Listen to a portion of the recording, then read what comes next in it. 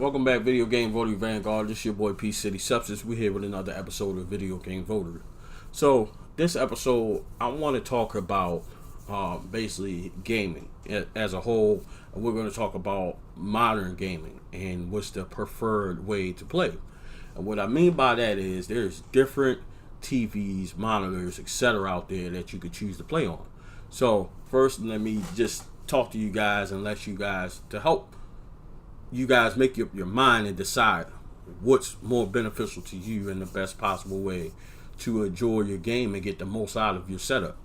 And if you don't have a setup, how to set it up, and if you're unaware of what's available and the difference between each, I'm going to enlighten you today. So, of course, now we got HD TVs. They have some great looking TVs out there. There's 3D, 4K, and above probably now, LED, all kind of stuff, you name it.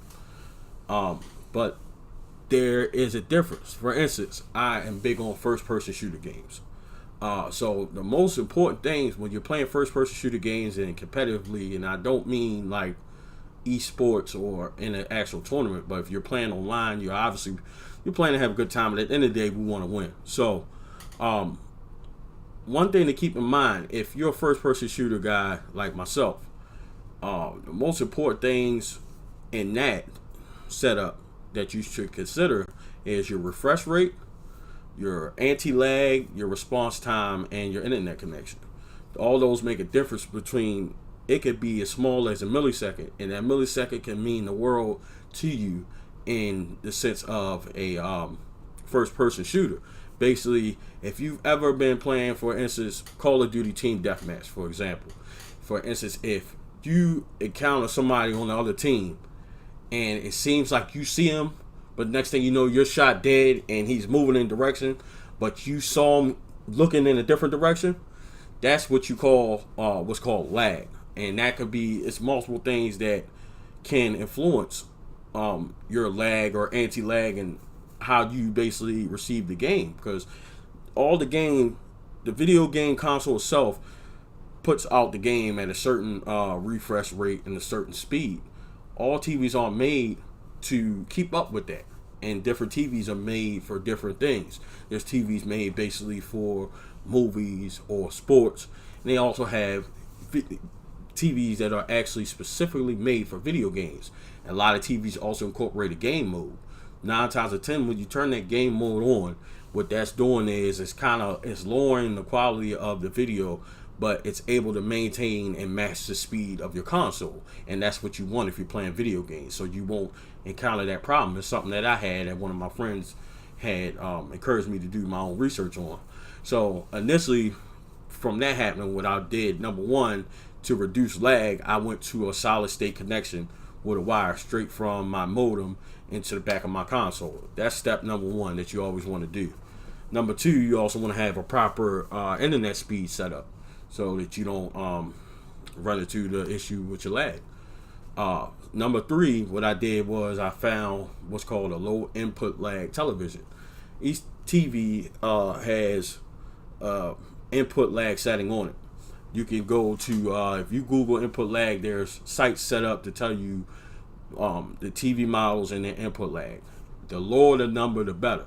So I ended up coming across one. Again, I don't want to spend too much money. I mean, I'm playing competitive, but I'm not playing competitive where like money's on the line. It's not a career. So I came across a TCL, which is a Roku TV, and it's actually one of the better low budget quality video game TVs available on the market. I think at the time I got mine on sale, it was a 47 inch smart TV, 4K. I got it for about $300, I think, on sale. And it's been a great TV. It has served me well, also served me well. I believe the input lag on that was maybe like 6 or 7, maybe 8. It wasn't no higher than that, which is pretty good. But later on, once I got deeper and deeper into Call of Duty, I'm like, I got to make sure that I'm way better, or I'm able to get the best experience possible. So what I decided to look at, my birthday was coming up. My wife asked me what I wanted, and of course she always says, when can you get somebody that has everything? And what she means by everything, not everything, 'cause I'm not rich, but everything that I want, because I believe in getting what you want. So I decided, hey, well, let me just get a gaming monitor. So I looked into that, and the differences between a gaming monitor and a gaming TV. Even gaming TVs, I'm pretty sure you're not going to find any gaming TV or TV that has a game setting that's going to be able to compete with a gaming monitor. Gaming monitors are mainly for PC gamers, and as you all know, their speed and when they're playing competitive, all that plays a role when they're playing on their games, and they have certain monitors. Even when I went to MagFest this year, people brought their own monitor with them. That's how important it is to video gaming. So I decided I'm going to get a gaming monitor. I told my wife that's what I wanted. I did research on the input lag settings and tried to get the lowest input lag setting possible. Now, I ran into an issue, not really an issue, but doing research, there is a different phrase. I want to say they mean the same thing. Don't quote me on it. I think they mean the same thing. Input lag and response time. Now, it seems like for monitors, they call it response time, and for TVs, called input lag. And basically what that is, I think they mean the same thing. It's basically the amount of time that either your graphics card or your gaming console is able to display what's coming from the console to your screen. So I come across, I was set on one Acer model, couldn't remember what it was at the time, but that was the one I was looking for. It was a little older, but they said that was one of the better ones on the market, and you can get them used for like $300 or whatever the case may be. So I actually came across one, just comparing specs, knowing what I was looking for. My main thing was that response time. So I came across an Acer XF270H. I got mine on sale at the time for my birthday for about $200. So I basically saved $100 versus what I wanted to spend.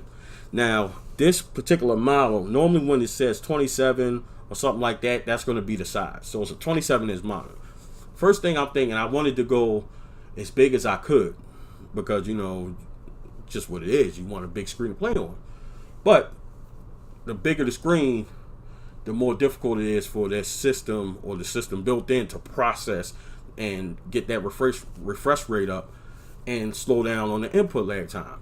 Now, this Acer XF270H has a 1 millisecond response time, which is insane. It's pretty much almost instant from the console to the screen, right away, millisecond, compared to the 7 or 8 input lag that I had on my gaming TV.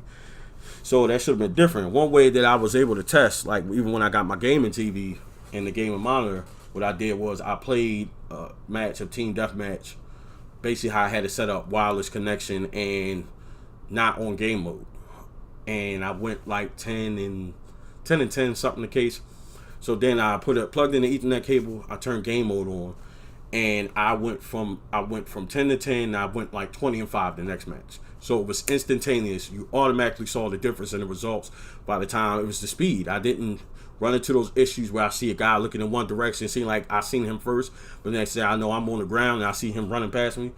That's the difference in input lag and what people are playing on. A lot of people, and it's not even an advantage anymore because this information is out there. And if not, I'm giving it to you now. People are ahead in their information and they're gaining ground as far as the knowledge level and what's needed to basically put them not even above, but basically where everybody's playing. It's all about input lag. So I noticed that instantly, and I decided I wanted to go even further. I might as well. I didn't know what I wanted for my birthday, so I got this Acer monitor, and I immediately noticed the difference in that. My problem was I was thinking, well, 27 inches is small, so I'm losing 20 inches basically. I went from 47 to 27.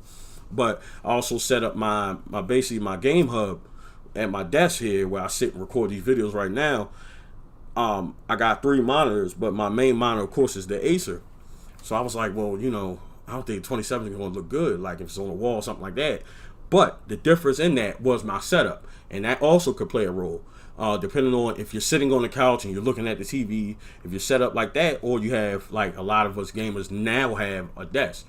I'll tell you this, that 27-inch monitor I got sitting in front of me is basically my webcam sitting on top right now, and where I'm sitting on my chair from here to the camera is kind of where you could tell where my desk is, and it's more than enough space. I thought it was just going to be super small, wasn't going to work, and the difference is, also I forgot to mention, this Acer monitor has a frameless screen, so it's all screen. 27 inches of the full screen is full HD, so it's more than enough if you got it set up in a setup where it's basically at a desk. So what I found lately, especially with first-person shooter games, I would say if you're doing something competitive or timing is of the essence and you're playing whatever game and time is of the essence, even with Madden, like I know when I play Madden a lot, you could see somebody open, but it was split second that defender be in front of them. That's input lag. So you may want to consider going with a gaming monitor with a 1 millisecond or less not refresh rate, but response time. So that's where I'm at. This is my main gaming place when I stream. When I get any type of footage or I'm playing Call of Duty, Apex Legends, anything like that, I'm on my monitor. This is where I sit at my desk. I got everything hooked up with my my desktop and everything. That's where I'm playing at. That's my main screen. So that's my recommendation. If it depends on how much you game and how much it's worth to you, that's what I would do. I would go with a gaming monitor because it definitely makes a difference. If you're unsure, give it a shot. See if somebody else is around that has a gaming monitor, because there is a difference. There's regular computer monitors, then there's gaming monitors. Do your research, and then you'll be able to see the difference in the two, or the three, and all the options available to you. So, in my opinion, there's a big difference in a big screen TV and a gaming monitor. Depends on your level of play, how you like to play, and if you're competitive or not. Because it may not matter to everybody, but at least in my case, I'm competitive, and I like to basically not have an edge. I want to be on the same level as everybody else. So we're going to end the episode on that note. This is the Video Game Votary, and it's your boy P City Substance. We out.